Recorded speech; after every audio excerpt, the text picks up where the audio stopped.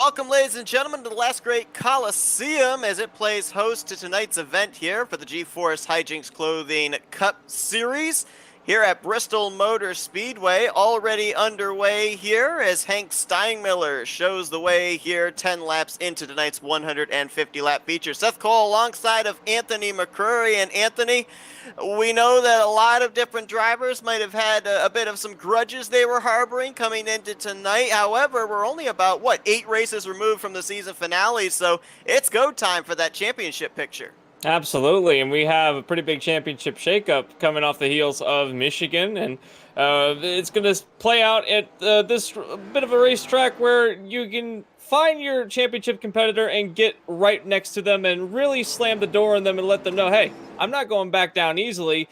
Two championship non-contenders, I should say, are battling for a spirited battle right now for second place. I don't know if you can capture this, but Jarrett Jones, Jeff Green, absolute stellar battle going on right now for second place as they've swapped positions at least once. Jeff Green now behind Jarrett Jones after they were door to door, still driving along. Lap 13 of 150 complete. Nice to see Jeff Green back in the field again this week, although I'm not surprised to see him since he ended up picking up a victory here at Bristol Motor Speedway back in the G-Force ARCA Series. So, the Grand National Series, I should say. So, looking to see if he can double down here at Bristol Motor Speedway. Behind them, you got the Houndshell brothers. Jason trying to hold off Jake, and you see the silver and red number 3 of Christopher Morse Jr. just behind them. Now, we've been talking down this home stretch about the battle between John Whitendorf and Christopher Morse Jr.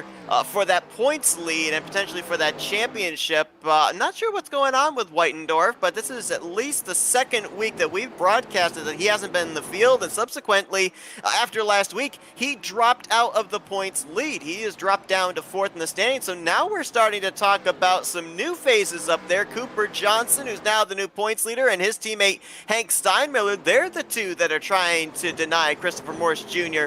from getting back-to-back championships. And as it stands right now, Hank Steinmiller doing a great job of leading the race, knowing that he has that bit of extra weight coming into this race of being able to possibly take over a position for, I believe, second place in the standings. Christopher Morse Jr. Had a decent Michigan, didn't have a fantastic Michigan, but was able to keep up where he needed to be in order to stay in contention. But all credit needs to go to the 14. We said it during that race, and I think it deserves saying once again that people say that Daytona was a fluke at the beginning of the season, but he's the points leader right now, so you can call it whatever you want to. Consistency rules the day, and he's right now points leader of the championship, and with the consistency he has, I wouldn't doubt that he's going to be at least in the top 5 in the standings all the way up through till we get to Atlanta. Hasn't made a lot of progress since the drop of the green flag. Has been hovering anywhere from 12th to 14th, but again, kind of classic Cooper Johnson. We talk about the fact that he's always under the radar at the start. Next thing you know, midway through the race, even maybe as late as 2/3 through the race, he's able to find his way up there to the front. But Hank Steinmiller right now showing the way. Of course, picked up that victory 3 weeks ago at Daytona. Finally got the monkey off his back there. He was the strongest in practice. He started on the pole position, and he's got 2.5 seconds back to Jeff Green. Let's also bear in mind that after everything that took place last week at Michigan, Cooper Johnson's the points leader, but only 1 point over Hank Steinmiller. So if we were looking at a live points board right now, 63 would be at the top. Yeah, and he would have a pretty massive lead going into the next race as well. So too early on to say anything at the moment. But once we get maybe about halfway, we'll start to see a better picture of who's got a fast car and who we might see as contenders towards the end of the race. As it stands right now, though, Hank Steinmiller doing his bid right now to be part of that championship conversation as we come to a close in the season. The battle for second place has kind of gone away, though, as Jeff Green has been able, well, I say that, and Jarrett Jones has been able to catch. Oh, we got some contact back here. Sorry, Bo Caro and Blaine Atkin got together around the 7th position. Somehow, somewhere, they all kept it together. Chad Wilson in the 12th might have gotten a little piece of that as well. Yeah, that could have been disastrous. That was middle of the field. Everyone behind them could have resulted in quite a bit of casualties, but still stayed green. And how is it nice to see Blaine Atkin back in the field, driving the 05 now. but he's been out for considerable amount of races. He was the points leader when he made his exit, had the most or I think he was tied for the most wins on the season with I just for some reason his name has slipped my mind. Ryan Lutz. He was tied for most wins. In fact, he was one of those. Well, we got a spinner down in the that's the 04. That's going to be the first caution. No caution thrown as Jarrett Jones has run into an issue. I think Jeff Green was slow there as well. Might have been some contact between those two. Remember, they were battling not too long ago for second place. I'm wondering if one might have gotten into the other there right up towards the front of the field. I guarantee you that this is what happened. Is I'm looking back at it, and I think that Jeff Green got a piece of the. Well, they both did. Both Green and Jones got a piece of the wall, and they both slid to the bottom of the racetrack together. The worst out of all of it was Jarrett Jones, is that he had a wheel snap on him, and he was without steering on the left side of the car, and he looped it around. But yeah, we're back. Still no caution, and he's trudging around the racetrack. Is Jarrett Jones just trying to keep the car in a straight line? But what I was saying is Blaine Atkin was part of that battle at Phoenix that almost took both of the leaders out. We almost had a repeat of Daytona, but we didn't. And he has made his return. Ryan Lutz not in the field, and Atkin up in the wall. That could have been what happened to Green and Jones a couple laps ago. We're keeping our camera focused on this battle from 5th place back to around 11th, because this is where all the action is happening. Atkin's been up into the wall. Bocaro has been squirrely in the center of a 3-wide situation. There you see the 12 of believe that is Chad Wilson. He's getting out of shape. I mean, all these drivers slipping and sliding around and all in close proximity to each other. Going back to the point you were making there about Blaine Atkin, yeah, 2-time winner this season. Got the victory early on at Rockingham, followed it up with a win at another short track in Nashville, and nice to see him back in the field here as he's going to get taken 3 wide again. Boy, that 42 of Bocaro, he is racing his guts out, and he may have more guts than brains, because that's about the 3rd time I've seen him in the middle of a 3-wide situation. Oh yeah, by the way, these cars are loose. It's a concrete surface at Bristol, but doesn't seem to care, and now going to try and squeeze up there between Atkin and the outside. Whoa, we got another spinner. That's Gerald Campbell in the 31 back there in turn 2. Indeed it is. And now that will bring out a caution on lap 35. And I want to imagine that probably happened in the middle of the racetrack in order to bring out a full course like that. It certainly was brewing for a number of laps, and I think that this one might have just been a result.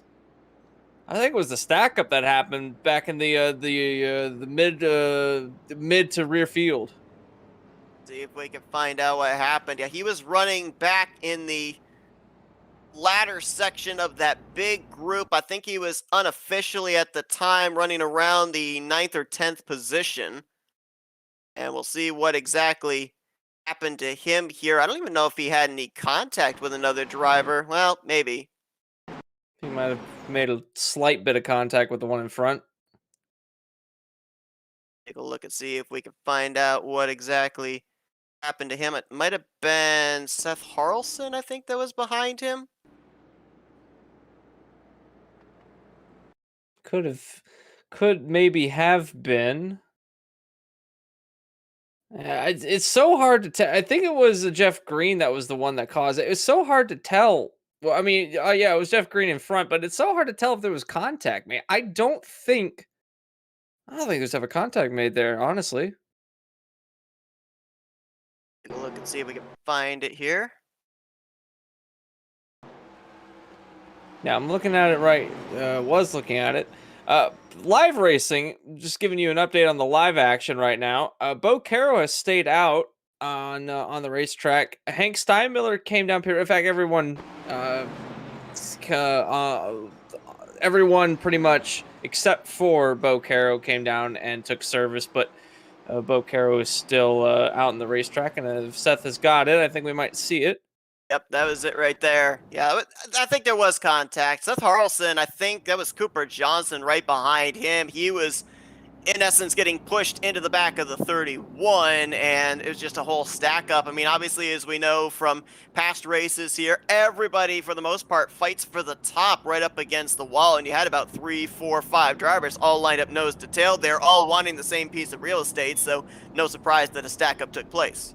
Indeed, and at the top side of the racetrack is one of the more difficult places to make a stack up work, if you can even make a stack up work. But you got the wall to your outside. You've got you certainly the inside, but at Bristol, everything tracks up to the outside of the racetrack anyway, and when you get into a situation, you got a damaged car in front. I don't know how much damage that Jeff Green had on his car, but when you have a damaged car in front, it can be a little bit difficult for everyone behind to kind of navigate how to navigate it in a layman's term. But we're back under pacing.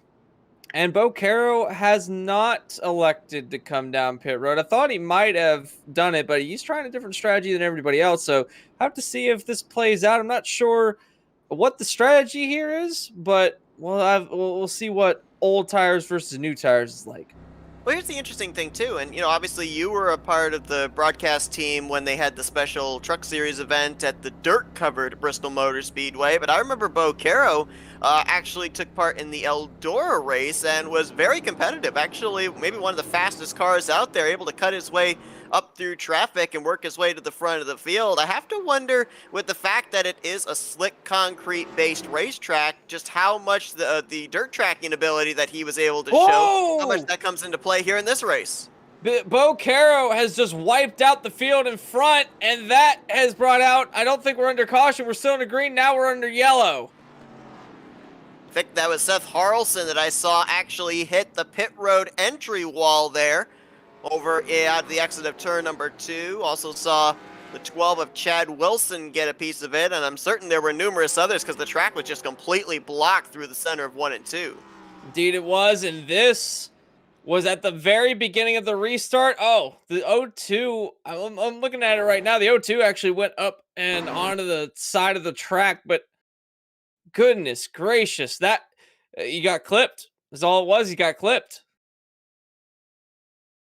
And it's kind of hard to tell. I mean, did the 42 come down? Did the 63 slide up? Or was it one of those classic cases of the two drivers wanted the exact same lane going into the corner and there's only room for one?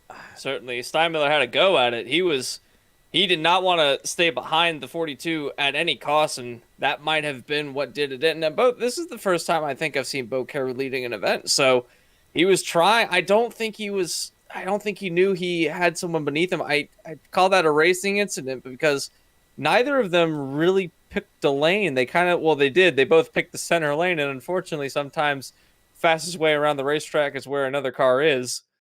That seeing the O2 go up on his on the side there on the right side of the racetrack, it kind of reminds me of what happened to Casey Kane back in 2005, I think it was. Man, that's such a hard lick there for Seth Harrelson and the 07. A couple of drivers did a nice job sliding their way through. Jeff Green, who I think took on a faster pair there under that last caution. Also the 19 of Randy Koking, just barely getting through. Now, I also noticed that the 3 of Christopher Morse Jr., I think he got turned around off the nose of Jeff Green, but then got the thing righted. Nobody else hit him, so he was able to get through relatively unscathed as well. Yeah, exactly. And when the track blocks up like that, everyone else behind kind of like closes their eyes and grips the wheel and hopes for the best. But we did get out of it pretty much as well as you could have, and I think that's the most important thing when you have instances like this in front of the field. Someone who has benefited from all of this, though, is the 2 of Green, as he was far enough back in the pack that he was able to have a bit of heads-up driving and get to the apron before anything was too late. So he will line up second place. Blaine Atkins worked his way up to third place. This is a familiar spot that we've seen this driver in. Not the number, but him running around. And Cooper Johnson will be in fourth place. That is your, right now, not your current points leader, but your points leader coming into the race. Randy Koking will be in fifth place. And Seth, already we have seen that Bristol has it kind of reared its claws a little bit. After 46 laps of racing, we're on second full course yellow, and we're about ready to go back to green. What do you think we're going to see more of in this race? Is it going to be more of the same, or do you think these drivers might try to settle it out a little bit? Or, it's Bristol. What do you expect from Bristol? It's funny because I was thinking the exact same thing before you even asked me the question. We had that long green flag run, and now we've had a quickie yellow right after our first caution of the evening. Obviously, these drivers got the opportunity with that long green flag run to be able to figure out what their car is capable of doing. Now the field's bunched up, and it's time to go to work, and everything that you learned, put it into practice now. So I think that maybe, just maybe, these guys are going to wait and maybe go into a long green flag run a little bit longer here, maybe not make the aggressive moves of everything that they've learned so far until we get into the second half of this race. That's what I'm hoping, at least. But again, as you said, it is Bristol. These cars can take a beating, and they're all lined up together here with this restart. They are indeed single file racing right now as they stand. And a move's been made. Randy Koking has now gotten around Blaine Atkin and make that a Cooper Johnson, and that's something that I think this is one of Randy Koking's best showings so far this season. He certainly looks like he's learned quite a bit in this race car since the season began, because he was kind of a midfield car pretty much the first half of the season. Now he's challenging up in fourth place. He's actually running down Blaine Atkin right now. Everyone in this lead group is on the same tire strategy, so no advantages or disadvantages on that front. And that's up to driver's skill. And right now, Koking showing a lot of it as he runs fourth place behind a trail of cars, starting with Hank Steinmiller, who's never lost the lead more than a couple of laps and hasn't looked back since getting it back. Very, very impressed with Randy Koking right now, and obviously hoping that we don't jinx him with the commentator's curse, because, he's only got one top 10 on the season, an average finish of around 18th in all the starts he's made. I would wager that with the speed he's showing right now, we could be looking at him getting his first top 5 of the season, because, look, he's even holding pace with Jeff Green and Blaine Atkin, two guys that have already proven early on they've got the speed to possibly win here tonight. Indeed, they do. Battling back there, Goshen. Everyone has single filed out. I was looking around to see if there was a battle. No one has opted to battle, so they've seen what's happened early in the race, and they've decided it's time to maybe run a few of these laps down and not ruin your stuff, because obviously there's no fast repairs that they can use on anything outside of a super speedway. What they've got is what they've got, and if they lose something too quickly, then they might end up like Bocaro, who has unfortunately officially DNF'd from the race. The first driver to DNF from tonight's race, finished in a 16th position. The other two drivers that were involved in that one, Jake Hounshell, despite taking a ride up on the fence, has gathered up and is now running 9th place, so still running around with a top 10 at the moment. Only our last driver in the top 10 being Kevin Dinovich. And obviously, we say this every single time we go to a short track. Doesn't matter if it's Martinsville, if it's Nashville, if it's Bristol. You don't have to win a beauty contest. Your car doesn't have to look absolutely pristine to still be competitive. Really, the short tracks, it's not as much about speed as it is about handling and throttle control. So you can get away with your car looking maybe like a modified, no hood, no front grille, nothing, and still be able to be up there racing with the top drivers. So, keep an eye there on Jake Hounshell, still up inside of the top 10. Another driver that, you were talking about how that caution was misfortune for Bocaro. One driver that really helped out was Jarrett Jones. He actually had fallen a lap down after he and Jeff Green had made that early contact. And so Jarrett Jones got the lucky dog with that yellow flag coming out, back on the lead lap, and now trying to run his way back up into the top 5. Remember, he and Green made contact while battling for second at the time when they both hit their misfortune. Indeed, now that he's gotten his car repaired slightly, he must have had a tire going down, or a tire that was down, because he was struggling quite a bit after the contact, but now he couldn't even tell as holding off Jake Hounshell, who also has had his fair share of misfortune tonight as well after getting a little bit too familiar with the top side of the safer barrier. Randy Koking now under fire from not only Cooper Johnson, but now Christopher Morse Jr., who is making his way back through the field, as now he's taken the 5th place position. moves into the top 5 spot. And Koking is slowly but surely trying to run down Blaine Atkin. That is when he hasn't careening into the inside of the racetrack. And now Koking going to move out of the way. Looks like right now that 3 car must have some pretty good pace, and drivers are realizing it. Cooper Johnson just about a lap and a half ago moved down to the inside, let the 3 on by, and Randy Koking just did the same. So look out, the defending champion of the series and the guy that is only 17 points out of the points lead, trying to march his way up here to the front of the field. Next driver he'll target is going to be that 05 of Akin for 3rd place. I have no idea where he's found this speed. It's almost like he's found a 5th gear in these cars. These cars only have 4. We're about to have 5 in the next gen of stock cars, but that could have been a little bit of a hairy situation. But to the inside now goes the 3 on Blaine Atkin. Atkin still holding his ground on the outside lane. Inside now goes Morse again, and can he get the slide up the racetrack? He can. What a maneuver that was. I want to thank Christopher Morse Jr., of course, the admin of the series. He hit us with a list of statistics for this week and for the remainder of the season, which is really cool. And one thing that jumped out to me here tonight, no surprise to see Hank Steinmiller showing the way, because coming into tonight, he holds the fastest qualifying lap and the fastest race lap in this series at Bristol Motor Speedway.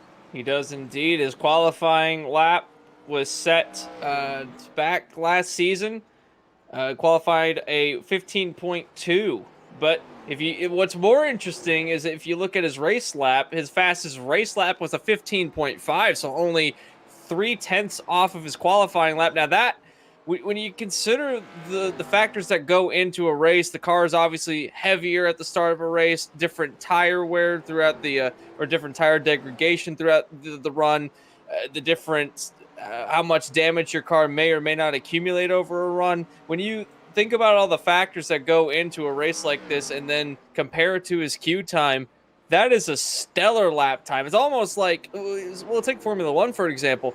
Not even in Formula One, when someone has come in late in the race going for a fast lap at the end of a race in order to get a bonus point. We saw Lewis Hamilton do it last time at the Styrian Grand Prix. He was only able to get within a couple of seconds of his qualifying lap. Hank Steinmiller was able to basically get his qualifying lap under race conditions, which is absolutely amazing to think about. You know, it's interesting if we kind of compare last season to this season. You talked about, the race lap that he put down at 15.506. Now, Steinmiller currently sits 2nd for fastest lap tonight, about a 16.352. Fastest lap of the night so far, a 16.294 for the 2nd place running Jeff Green. But that's what, 6-7 off the fastest lap that was put down last season.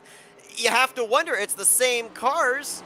What's changed that's made the speeds even slower here tonight? Well, I know that these... Blaine Atkin, sorry, cut you off, but he's having a couple of moments here in front of Jake Counshaw and Cooper Johnson. Nearly looped it around from the 4th position and knocking down that wall just about every lap. Now, this has gotten something wrong on that 05 machine, running extremely high on the racetrack lap after lap. Everyone else has kind of tracked to the middle and low line as the run's gone on, but we'll keep an eye on him as he's still in a side-by-side battle right now, as this car's not feeling very well. But speaking of cars not feeling very well, that is one thing that has changed over the course of the last couple of seasons, or the last 2 seasons, is that this race, or last season started late or about early last year. There's been several changes to these cars over the course of the time that this series has been alive. You think about how the cars used to be, even at the beginning of this season, they were so loose going into turns, and they were a tough challenge for these drivers, basically at every track that you had. And now we talked to some of these guys, and ever since a couple of updates have come out, and the new damage model has come out, and a new handling model has come out, they've all said one thing: this car is tight. It's so much more understeery than it has been throughout the entirety of last season and the first half of this season. So if you can point to something that might be something different, is that they're not able to throw these cars into the turns as well as they used to without it pushing up the racetrack. And that might be contributing to why we're about a half a second to almost a full second slower at some of these tracks. We're looking back there from 5th place Gerald Campbell to the side-by-side between Jake Hounshell and Blaine Atkin. You've also got Marshall Strong in the 40 in this mix. Nice comeback there for Gerald. Gerald was spun out, brought out our only caution of the evening off of turn 2, managed to stay on the lead lap, and now has cracked his way back up into the top 5. Our only caution aside from Bo Caro, but that one was a bit of a meeting of the minds and the going into turn 1. But our only proper yellow has been Gerald Campbell. But yeah, driving a very he used this MTV car a while ago, and I gotta say again, this car looks amazing. It's a fictional livery. I don't think this car ever ran in real life. It was about to. I believe that we had a bid on that a few races ago where this car was supposed to exist, and then it never did. But it's so nice to see this car running around the racetrack tonight. And I'm going to get off on a slight tangent, but that is the coolest thing about sim racing to me, is that you get to see these things that never happened, but man, you kind of wish they did happen. Hank Steinmiller, when we saw him pick up that victory at Daytona, that was not only his first win of the season, but his first win of the series overall, taking part in not only this season, but back in the inaugural season 1. Right now, it is looking like he is making a clear statement that he wants to get career win number 2. Christopher Morse Jr. has moved his way up into 2nd place. He just got around Jeff Green a couple of laps ago. And looking right now in terms of lap times, that 3 car is closing. So Hank Steinmiller, the question is, when does he stop looking out the windshield, start looking in the rearview mirror, noticing that gray and red Goodwrench Chevrolet Lumina starting to loom large in his rear view?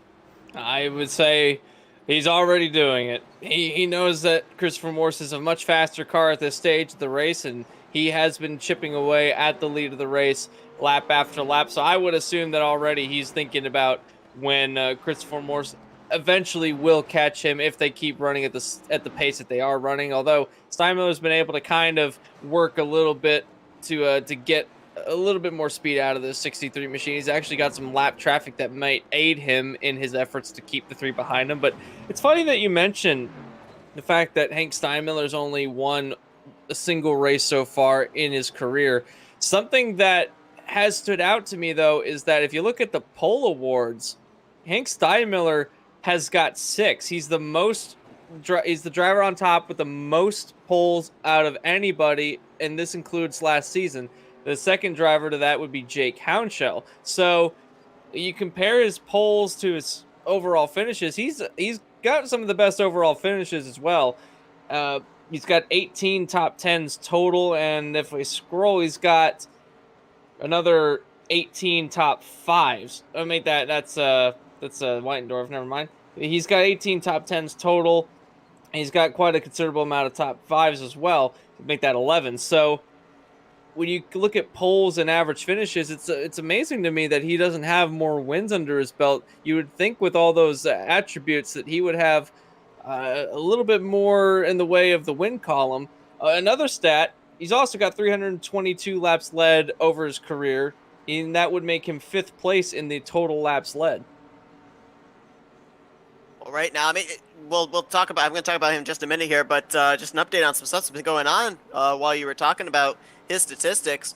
Blaine Atkin has hit pit lane in the 0-5. I'm assuming this is a regularly scheduled stop for him here. Also, Kevin Dinovich and James Goshen going a lap down to the race leader. Randy Kokine has actually just hit pit lane in the 19 car as well. And, well, maybe it wasn't a regularly scheduled stop for Blaine Atkin. He was knocking down the wall an awful lot, and I'm almost wondering if maybe just all that right side damage takes its toll, and he's actually, looks like now being pushed to the garage area. So tough break there for Blaine Atkin. Looks like Randy Kokine may have also had an issue, as looks like he's making the left-hand turn to the garage area. But real quickly, going back to what you were talking about with Hank Steinmiller, when we spoke with him back at Daytona, he said, we've had a competitive car week after week. We just can't close out the deal. We get the poles, we run up front, but we just can't seem to be able to close out these races.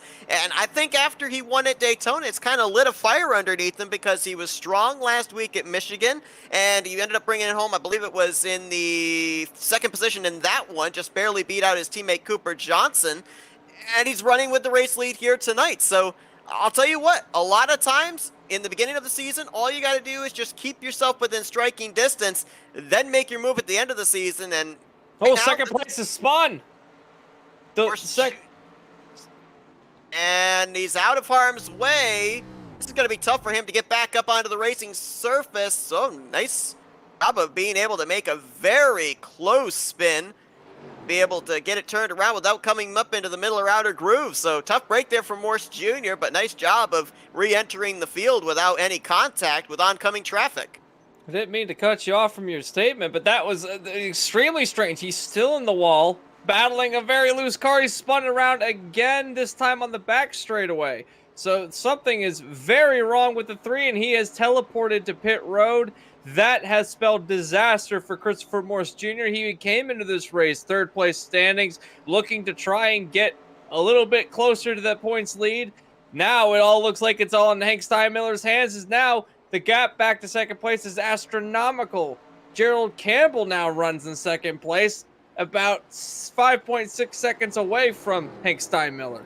And having to deal with traffic there in James Goshen. Oh, we got contact back there for third. Jeff Green just got sandwiched into the wall by Cooper Johnson. Looks like they got that settled out, but that was a close call because we saw what happened earlier on when Jake Hounshell got sandwiched into the wall. He went up onto his side, and we almost had a case of deja vu there, and it would have been Jeff Green up right in the outside wall. Fortunately, they keep it together, they straighten it out, and they'll go back to battling for third place.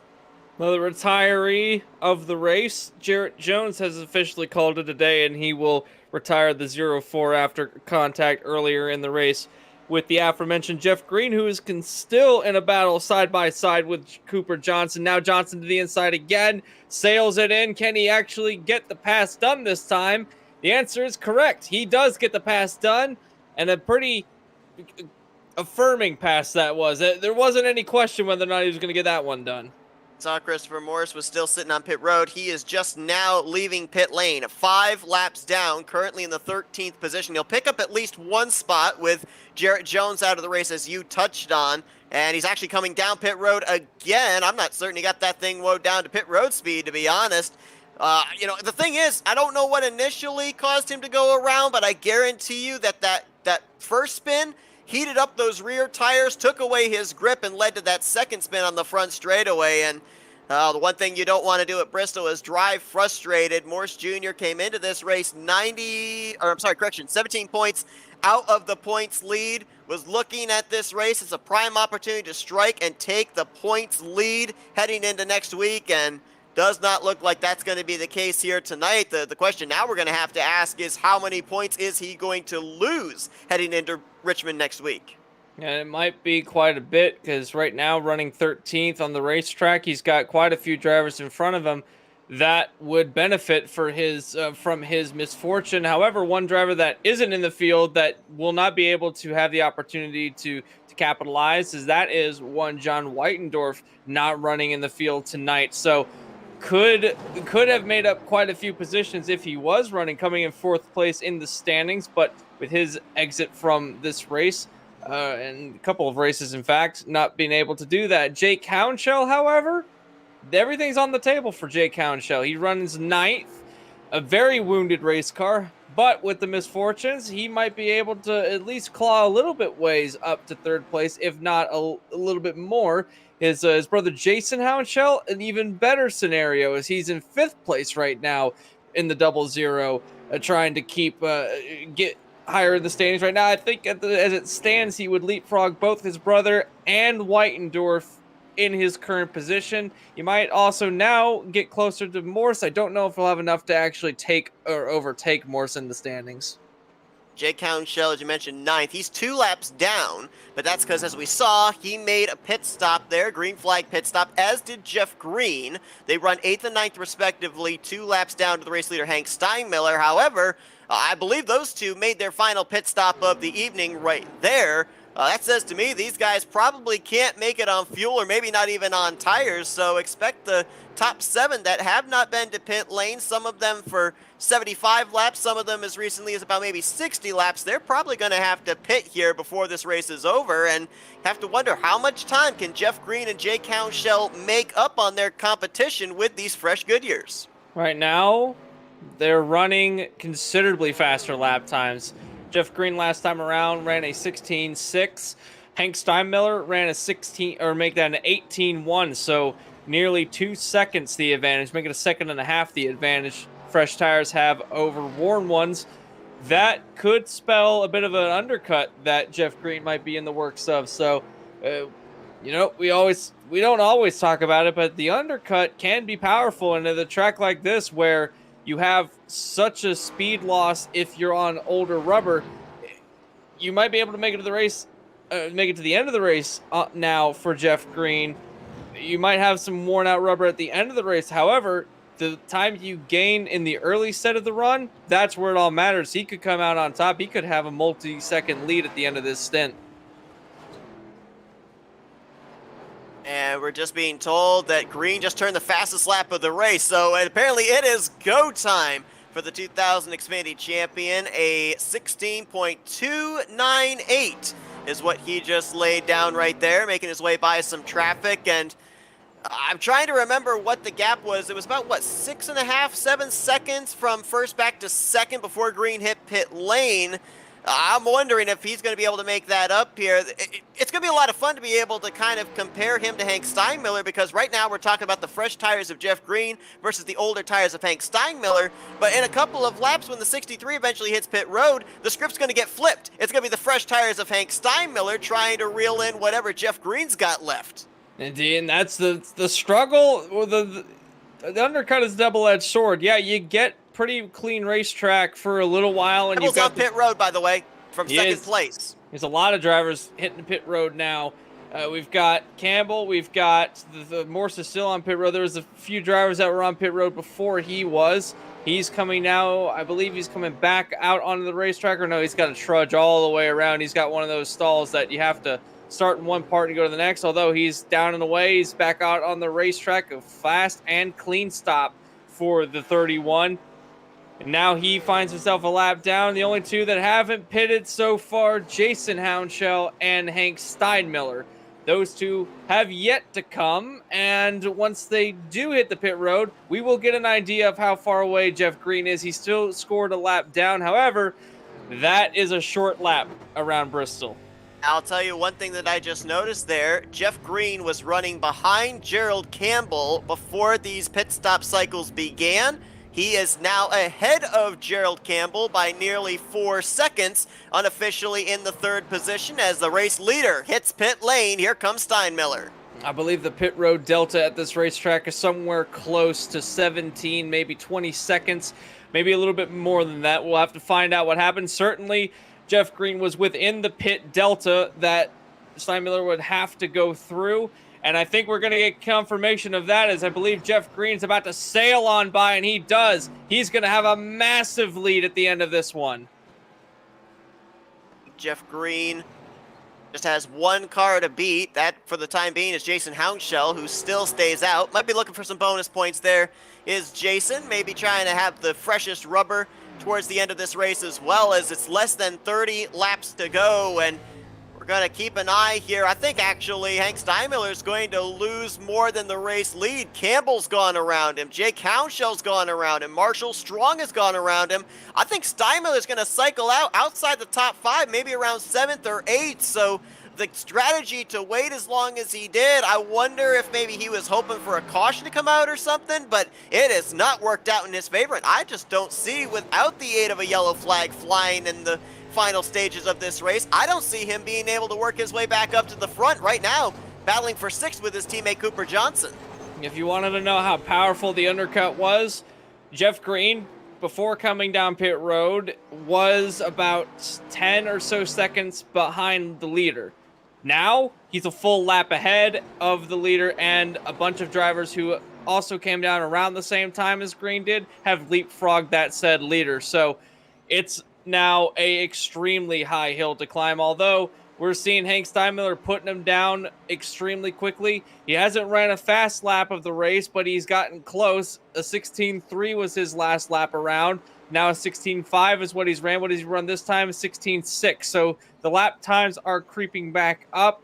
Certainly not anywhere close. And I believe we've had a pass on the racetrack. Gerald Campbell has caught Green and has passed Green. in the wall slightly, but that is our leader coming up soon. As soon as Jason Hounshell makes his stop, if he makes his stop at this point, he might try to stretch it all the way to the end. Gerald Campbell, as you said, that could be an exchange potentially for the win, but still, 23 laps to go. Anything can still happen. It's Bristol Motor Speedway, so never rest on your laurels. And he's actually pulling away from Jeff Green, is Gerald Campbell. Now, Green was on pit road about 23 laps ago. Campbell was on pit lane only 12 laps ago. So in terms of rubber, the 31's got the fresher tires, and we're seeing it with the interval he's being able to increase between himself and that 2 machine. And I'm wondering here about Jason Hounshell. How much further can he go? I think he's probably going to have to hit pit. I was going to say, with at least the next 3 laps, he's on pit road now. Yeah, that was the end of it. He was the interim leader. We all knew that he wasn't going to stay the leader, but now he makes his stop, hits his marks in his box. Everything should be a pretty cut and dry stop for the 00, and now that does cycle around to being the 31 as the new leader of the race.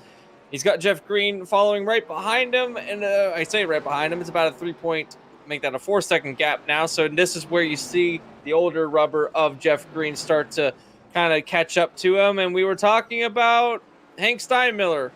How would he recover from this? He's recovered pretty well, in fact. He is about 3 seconds behind Jeff Green. He's passed every single one of the drivers that cut him for the last round of stops. Now all he has to do is take on Jeff Green, who right now the advantage does go Hank Steinmiller. But that's not the only thing he's got to do. He's got to figure out how to catch Gerald Campbell, because I don't know where all this speed came from late in the race, but he spun earlier in the race. He was our first caution of the night. Now he finds himself leading the entire thing with less than 20 to go, albeit using the wall as a bit of a cushion to help him get the car turned. No doubt the speed is there. It's less than 7 seconds from Hank Steinmiller up to the race leader, Gerald Campbell. The thing I think that's going against him is the fact that this is a track where they're turning about 17, 18-second lap times, and there's 16 laps to go with Campbell hitting the line this time. I just don't know if there's enough time for Hank Steinmiller to be able to get up there to the 31, at least be in the vicinity to maybe even put the bumper to him. Campbell moving by James Goshen, going to put some more traffic for the 63 to have to deal with. And as you pointed out, Steinmiller hasn't even passed Jeff Green yet. So Gerald Campbell, I'll tell you right now, he does not want to look up at that flag stand. He is going to drive on by, pretend the flag stand isn't even there, because the last thing he wants to do is see the flagman with a yellow flag in his hand, because that could be his chance at winning this race over. Right now, he just has to manage the gap for a little less than 15 more laps. Roughly 3 minutes make up the remaining time of this race, so we'll have to see if Gerald Campbell can indeed keep this lead, although he's having some struggles as Campbell trying to get the car turned in. It doesn't seem to be affecting his overall speed that much, as he's using the wall as a bit of a light tap to get the car rotated through the turns. Hank Steinmiller has put Jeff Green behind him officially, now running down Gerald Campbell. The gap, 5.4 seconds, and at the current rate that he's running, he has simply got no time left. It's 12 laps to go as we run, 11 laps to go when we hit the stripe. Who would have thought that someone that brings out a yellow flag at the beginning of a race could end up going all the way to the distance, going almost to last place on the racetrack, and now leads by more than 5 seconds, although the gap is closing. Not enough time to close that gap at the current way they're running, though. Well, in the last 4 laps, he has been able to close up 2 seconds, has Hank Steinmiller. So if he keeps this pace going, he does have a shot, but he does have quite a bit of traffic he's going to have to deal with as well before he gets up there. I believe he's got Jason Hounshell there just ahead of him, Seth Harrelson, also the 85 of James Goshen, not too far up ahead. So he is going to have to maneuver his way through traffic methodically and quickly here as we've now hit 10 laps to go. And Gerald Campbell ran only half of season 1. Imagine what would have been if he ran the full season, because he found victory lane in those limited number of starts 4 times. This season, he's run the full schedule, but only found victory lane once. That was at a short track of North Wilkesboro. This would only be his second win on the season if he can close out the deal. And another short track is where he'll get it done if he can continue to keep this car going in a straight line. But as they run right now, he's having a whale of a time keeping it off the wall. That car has got a process of a tire going down, it seems, because he cannot, for the life of him, get around these turns without making contact with the wall. I would dare say that there's something catastrophic wrong with the 31, and he's just trying to nurse it around. Although, with the traffic behind him, Hank Steinmiller's actually lost time to the leader now, so anything that Campbell does now is damage control, but as I stated, I don't think it's really going to matter at the end of this one. Yeah, Hank Steinmiller, as you mentioned, he hit a blockade right there. It took him 3 laps to get around that traffic and lost 1.5 to 2 tenths on Gerald Campbell, so losing those valuable 3 laps and not making forward progress, this could be game, set, match to Gerald Campbell, but bear in mind, we haven't gotten to the white flag just yet. There's still a lot of close battles going on the racetrack, lead lap cars versus lead lap cars trying to get around lap machines. Anything can still happen in the closing stages here. Indeed they can. Coming up down the back straightaway for Campbell, going down to 3 laps to go when they hit the stripe next time around. That would mean less than a minute in this race to go. Can you believe it's always amazing to me how quickly these laps go by. It's almost, you blink and you miss a lap almost. And we are on the home stretch for Gerald Campbell. All he has to do, get the car to turn left and keep it going straight down the road. What Hank Steinmiller has to do is hope that we get a full course yellow to bring the field back together and hopefully get a green-white checkered finish, but that may or may not happen. As Campbell right now, less than 2 laps to go, it looks like it's all 31 from here. Gerald Campbell, 228 points out of the points lead, 8th in the standings coming into this race, but with them using the classic point system and 8 races left, he's still not even out of the championship hunt just yet. He's going to traverse through the final couple of corners as Gerald Campbell, and win number 2 on the season is going to go to the driver of the number 31. He's going to tackle the battle at Bristol. That is a statement win, and that, you've heard the phrase never give up, and that is exactly what we saw tonight. You never give up, no matter what situation you find yourself in. He was the one who brought out the yellow flag earlier in the race, spun around on the inside of the racetrack, some damage on his race car, was able to come in and get it repaired, went as low as 15th this race, and has come out on top with a amazing pit strategy. He was able to get the win.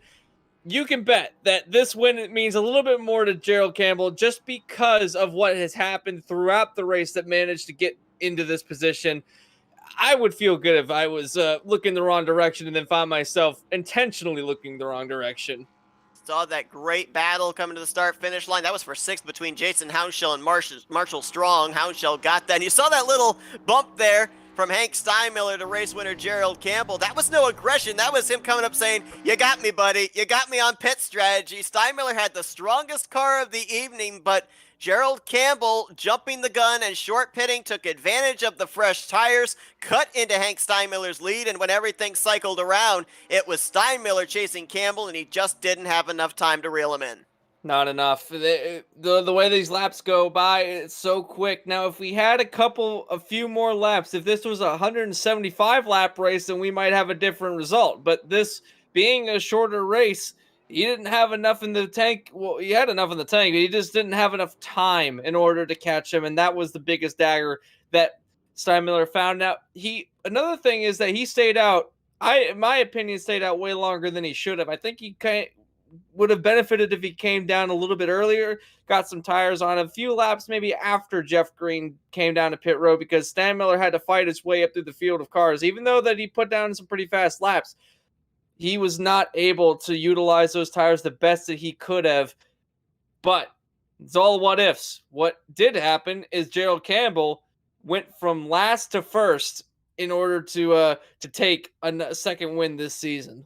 Absolutely. Great run there by Gerald Campbell. His 2nd win of the season, his 6th career win in the series, as he will best Hank Steinmiller, who will be taking the points lead into Richmond next week. Came in 2nd, leaves P1 in the standings. Jeff Green, great performance out of him here tonight after he had some early issues completing the podium. Jake Houndshell, that car mentioned, it didn't have to look pretty, just had to be competitive, and it was. He was able to come back for 4th place, and Cooper Johnson, the last car to finish on the lead lap in the 5th position, so he'll lose the points lead to his teammate Steinmiller.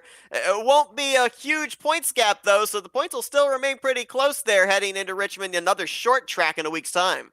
Indeed, and we've been to Richmond before this season, so we have a little bit of some data for these drivers to go through. They know what their cars will do. Now, that being said, we did talk about how the new cars, or how they handle with the new physics setup, so maybe it will be a fresh slate for these drivers when we get to Richmond, but we do know that it'll be another awesome short track to watch these guys wheel around. And if they had any tempers coming from this race, you can bet that they're probably going to settle them in another short track.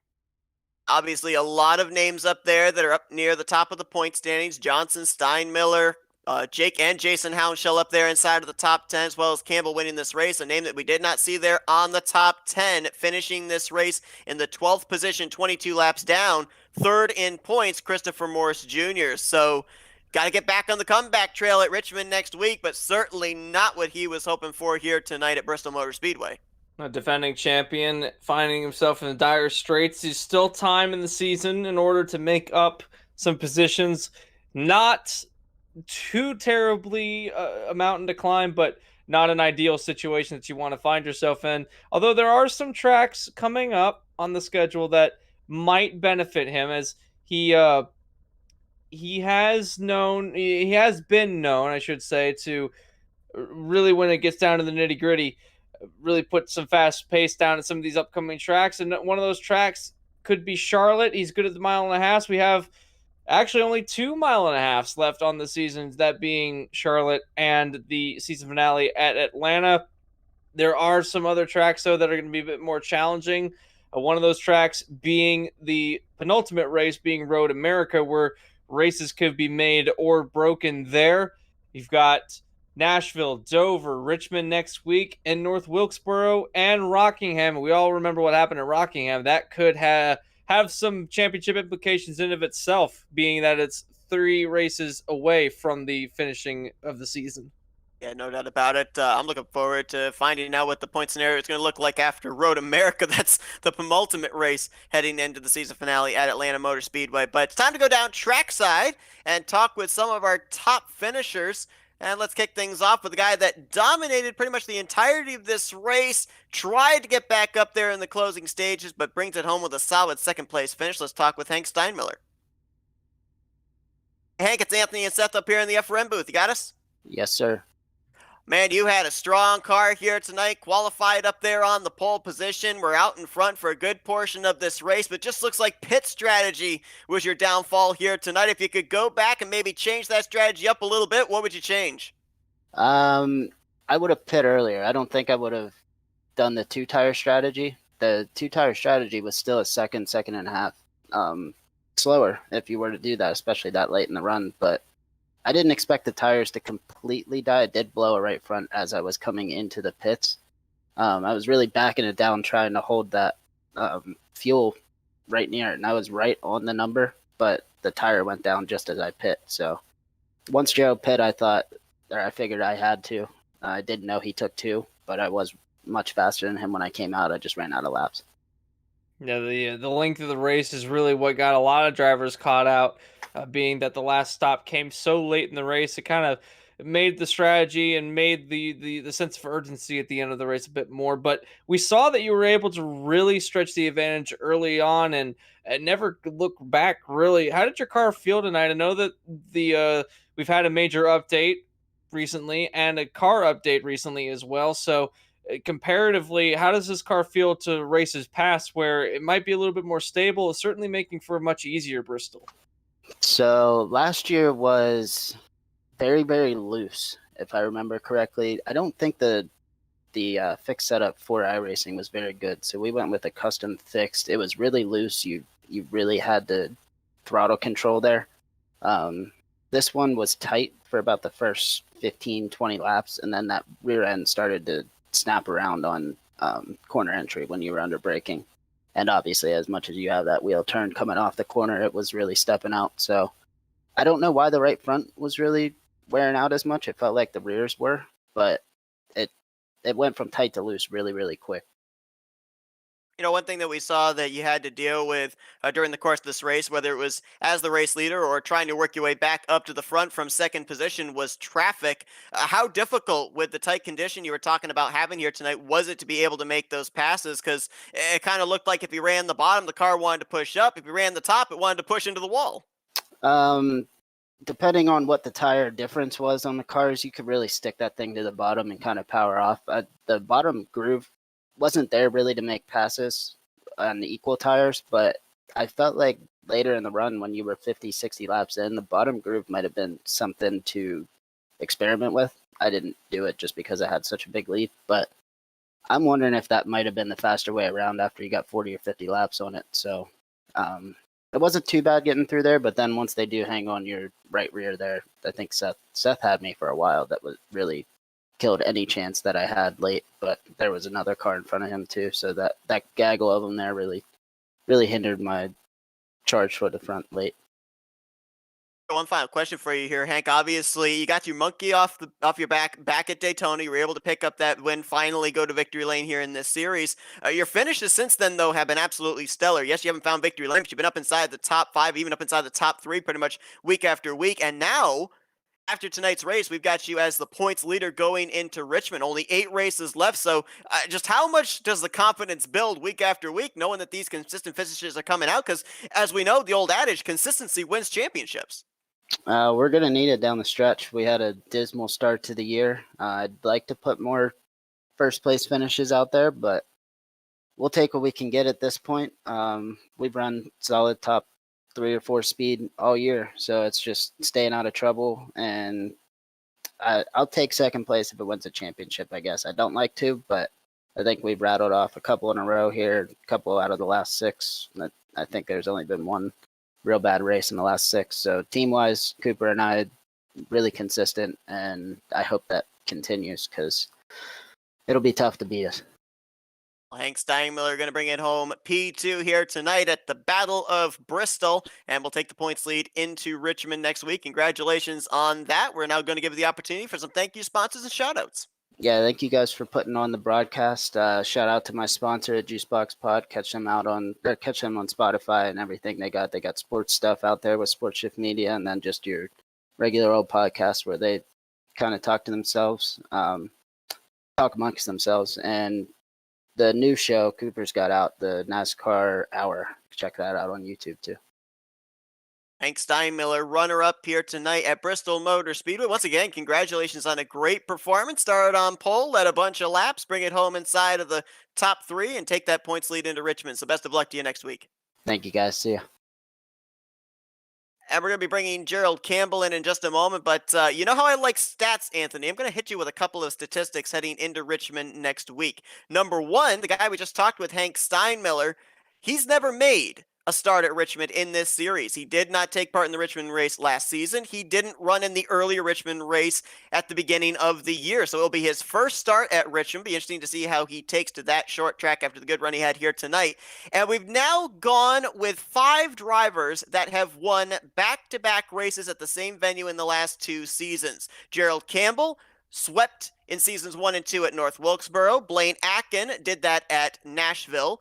Christopher Morse did it at Darlington. John Whitendorf did it at Talladega. And here tonight in back-to-back seasons, Gerald Campbell is a winner at the Bristol Motor Speedway. So very interesting that we've had lightning strike twice, not once, not twice, but 5 times in the span of 2 seasons. Once you know your track and you know how to run a track, and it becomes kind of like the second nature sometimes to these drivers. And we see it all the time when we talk about the series where we see drivers that are dominant at certain tracks and constantly year after year we see them up in the top 10 and winning races. So once you have that consistency and once you really know how to hit your marks at a certain venue, it just, like I said, it comes like clockwork. So seeing this consistency out of these drivers is astonishing, though, knowing that it's not just one, but it's multiple drivers year after year will still finish at the same races or still win the same races that they won previously,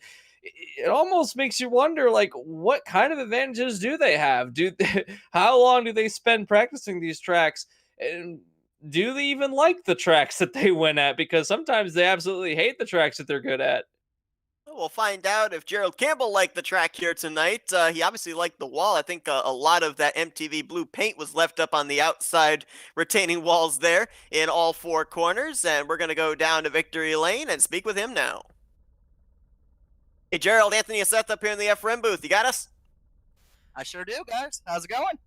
And well, first off, congratulations. Back-to-back wins here at the world's fastest half miles in the last two seasons. But, man, congratulations also for finally getting back to victory lane. It's been a while since we've seen you get down to winner's circle.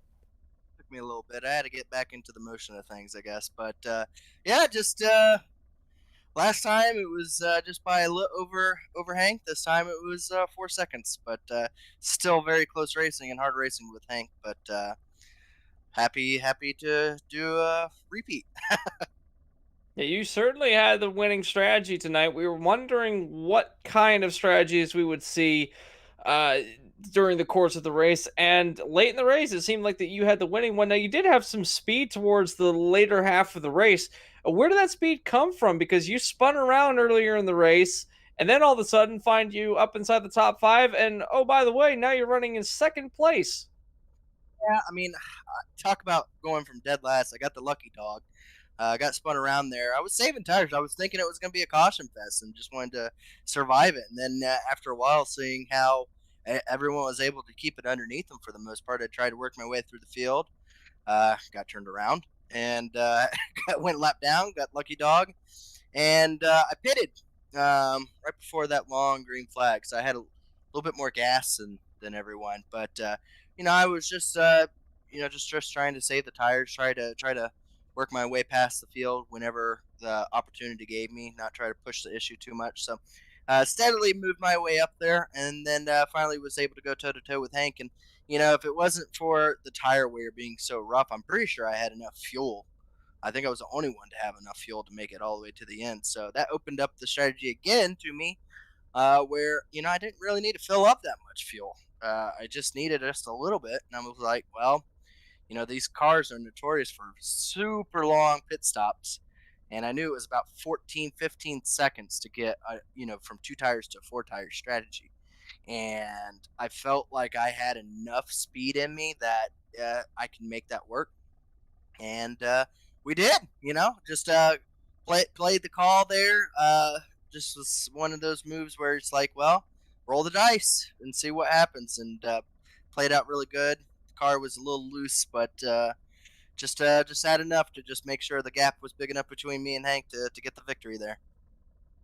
Gerald, being up here in the booth, we've got a lot of different gadgets we're able to play with. We can see the entirety of the track. We can see the lap time comparisons. We can see how much of gap is being eaten into. Obviously, it's a little bit more limited for a driver there in the cockpit. You're able to see what the interval is and everything. But how difficult is it as a driver to train yourself when you're trying to hit your marks at a track as treacherous as Bristol will prove to be here tonight, to not look at that interval and see just how quickly Steinmiller's closing in on you with these laps ticking down? It comes with experience. The more races you do, the more you're able to multitask, and that really just comes from just knowing the track, knowing the car, knowing where everything is, and you can get through the turns and still be able to try to just be able to see with your peripheral just kind of where the ticker is going towards forward or backwards, and just go from there. So yeah, not a lot of time down the straightaway to look at the things, but enough to get a just idea playing out. There's no crew chief. It's all in your head, going around a track at 16, 17 seconds and inches off the wall. You have to come up with these strategies.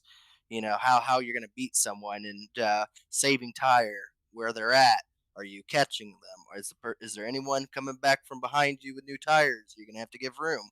There's a lot of things, and just not being overwhelmed by it, and just focusing on just one lap you look at one thing, one lap you look at another thing, and just like I said, experience. You just get used to it. It just comes with comes with the age of being on this sim for a while. So just a lot of fun whenever it plays out that way, and you have a strategy race like that. Kind of felt like Kyle Busch in the Pocono race. Came from all the way in the back with the issues, dead last, had the fuel more than anybody else to where I could push it a little bit more, and was able to just kind of be more aggressive with everything, and just worked out. So that spin actually came out to my favor, actually. So just one of those things, I guess. Well, we touched on it, Gerald. Obviously, 8 races still left in the season. Plenty of time to be able to work your way up there to the top of the stand. You're still mathematically in the hunt as well, and had 4 wins on the season last year. Your second win here, so maybe this will get this whole thing turned around. We'll see you in victory lane a couple more times before season's end. Maybe make a battle out of it here for this championship. We wish you the best of luck in that. We're now going to turn the mic over to you for some thank you sponsors and shoutouts. Looking forward to the next couple races. There's a track called North Wilkesboro, and I'm pretty good there. So I've won every time we've gone there, and I'm looking forward to going back there and I love the feel of that track. So really excited about that. And then yeah, thank you guys. You guys do such a fantastic job with these broadcasts that it's always enjoyable for everyone to go back and listen to. So you guys are the bomb on all that. Other than that, that's it. I don't have a sponsor. MTV's not really paying me anything. They're not really paying anybody anything. That's why there's just ridiculous on the show anymore. But other than that, go to the next one. See if these wins stack up. Trophy case needs trophies, I guess, huh? Oh, that's Gerald Campbell. He is the victor here tonight in the Battle of Bristol at Bristol Motor Speedway. Congratulations, Gerald. Best of luck to you next week at Richmond. Keep this streak going. Later, guys. Thank you. And that is going to conclude our coverage here tonight at Bristol Motor Speedway. I mean, obviously, Anthony, this seemed a little bit more about the battling of driver versus car than Bristol, the track itself, coming into play as we're used to it, asserting itself. Only had 2 cautions during the course of this evening, both of them in close proximity to each other. About a 30-40 lap green flag run at the beginning, and then a long green flag run to the end with green flag pit stop cycled in the middle. I mean, it's not the typical battle that we're used to here at Bristol, but it was a battle nonetheless. Absolutely. It was an interesting one, too, because you also had battle strategies towards the end of the race. I don't think that everyone was aware that they would have to have that much thought into what you were going to do in the late stage of the race. So everyone running around is like, oh, there's a yellow coming out. Surely there is. And every time they go by, oh, no one's binned it yet. Why hasn't anyone binned it yet? And then kind of the panic sets in. Oh, I have to now. I have to make a strategy. So I wouldn't blame anybody for getting caught out by the fact that this race went green pretty much all the way to the end after the second yellow. What I am surprised at, however, is how well these cars handled now, given the fact that even as early as this season, they were a bit of a bear to drive at any track that you went to. It was almost like we were seeing them skate through these turns, but now it's almost as if they have a bit of control, and that could be good for some of them, but for others, they want that bit of unpredictability back, being able to throw it into a turn and put down some fast lap times, because they are slower now. They were running about half a second faster on average than they are now, but certainly a lot more stable and a lot more predictable. But like I said, some drivers like the fact that they can throw it into a turn and have it be skating around and being on edge of wrecking. But if it's what you have to do in order to win a race, then they have that playbook in order to maybe jump through somebody who's not quite as comfortable with the handling of their machine. So it does level the playing field quite a bit. I want to touch on something that you just brought up too, with the fact that it kind of forced these drivers to call an audible on their strategy. Gerald Campbell said himself he was expecting to see multiple cautions here tonight, was planning to strategize for a wreck fest. It didn't happen. It turned out you had to plan for a long green flag run, and you talk about the stability these drivers have. I mean, look at the races we've got coming up in the next 4 weeks. Richmond, Dover, Nashville, North Wilkesboro. None of these tracks are over a mile in length. It's basically short track city for the next month or so for these guys. They're probably now going to have to readjust their strategies for those races based off of what we had here tonight at Bristol. Indeed, and they have some data to go based off of some of the races that we've got coming up. They've got North Wilkesboro, they've got Richmond. I believe they've been to Nashville so far this season. Yep. They have. So all of this, the next 3 races, make that the next 4 races coming up.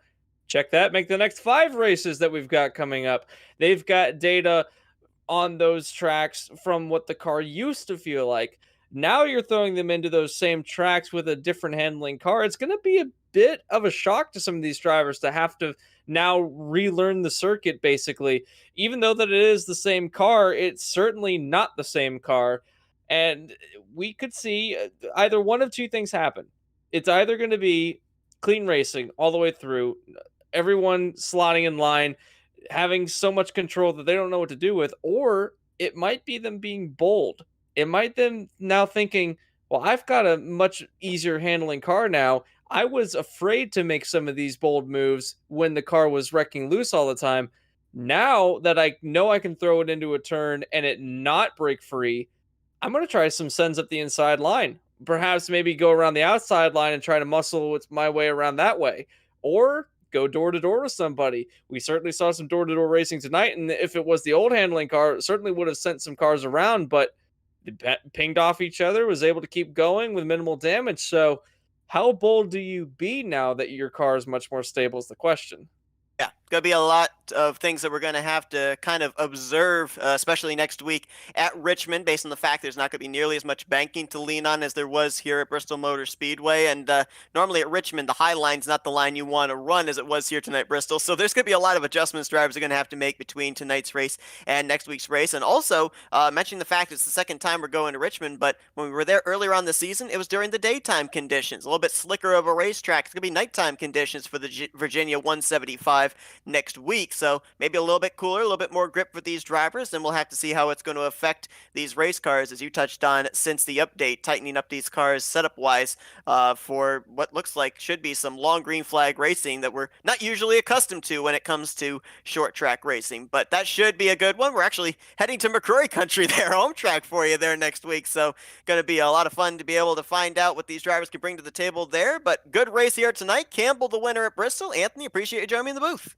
Always fun to go to Bristol, fun to in any discipline of car, and yeah, we get to clog up Laburnum Avenue for another race weekend. It's always fun to when the entire surrounding area turns into a parking lot, but that's a good thing because that means that there are fans going to the racetrack, and I will take a parking lot if it means that we get some nice action. And under the lights, beautiful track it is. I'm a bit biased, my home track, but it really is a nice aesthetic kind of a track. But I will look forward to seeing you there and looking forward to how the season plays out. It's been a long run since we started this season, and a lot has changed, both with the way that the drivers on the track and both with how things look now in the championship picture. But always a pleasure to be with you, Seth, and I cannot wait till we go to the next one.